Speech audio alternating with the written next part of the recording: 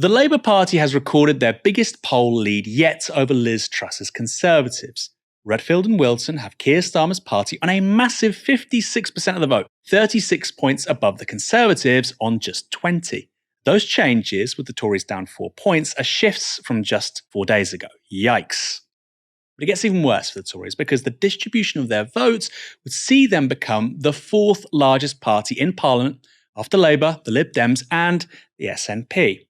That's right, Labour would have 515 seats, while the leader of the opposition would be Ed Davey. For clarity, the Tories have never finished fourth in a Westminster election, even before universal suffrage. It would be without precedent.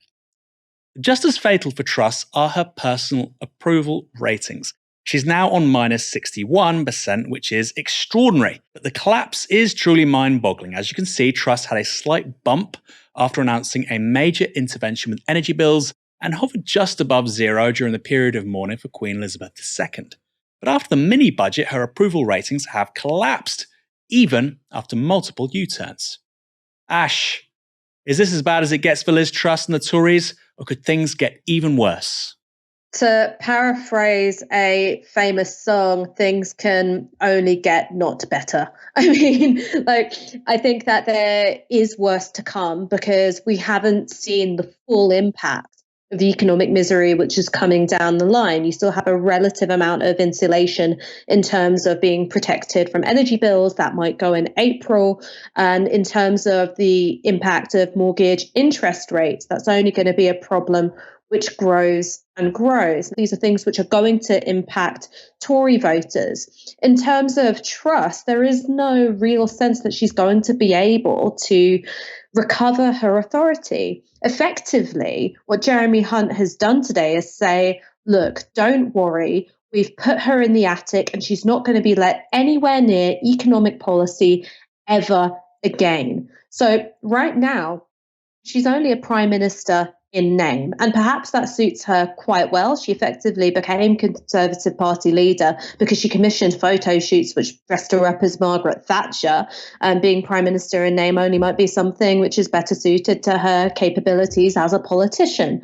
But that's not something which offers a route back into power, even if you're in office. So I do think that there's going to be worse to come for the Conservative Party and for Liz Truss, and there is a major problem for them, which is that cuts to public spending are not popular.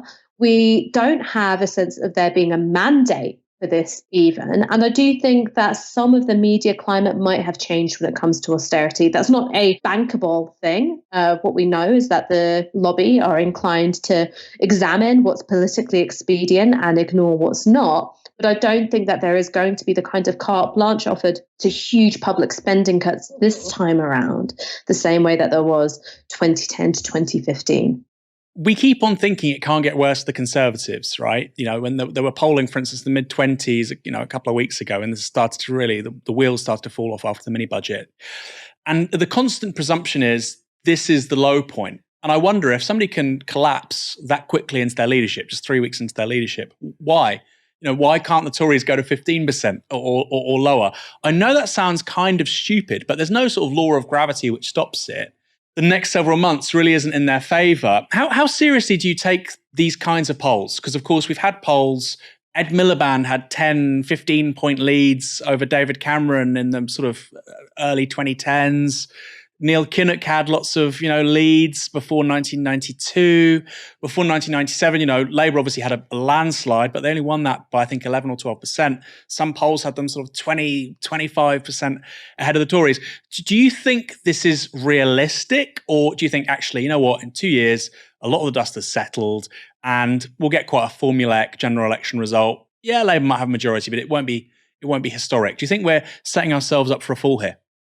Well, look, a lot can change in 2 years, and one of those things might be Conservative Party leader. If you get a fresh face in, if they offer some policies which poll well, there might be some kind of recovery here. What we know about the Conservative Party is that they are the, reinventors par excellence in British politics. They are really shapeshifters, and they're quite canny in their ability to adapt to what's going on in the political and the media environment. But one thing which I think is really important to point out here is that the first time the Conservatives have been pursuing economic policies which negatively impact homeowners. And every one of the gains that the Conservatives have made since 2001 has been based on the distribution of home ownership in the UK. Now, the minute you start really attacking them when it comes to things like interest rates, the value of their properties, and of course, rising energy bills, you are going to disincentivize them from turning out and voting for you. Now, that might not mean that they turn around and start voting for Keir Starmer. Many of them might indeed go for the Lib Dems instead, but they're not going to be turning out and voting Conservative if they feel that their economic interests are threatened. And that is exactly the kind of electoral coalition which Labour have been trying to put together for well over a decade now, one that can bring together people who are reliant on public services, people who are renters, people who are pensioners, people who are workers, and people who own their own homes. The Conservatives have done it by accident. And I imagine there'll be lots of people who used to work in Jeremy Corbyn's political strategy team being like, fuck me, is Liz Truss one of ours?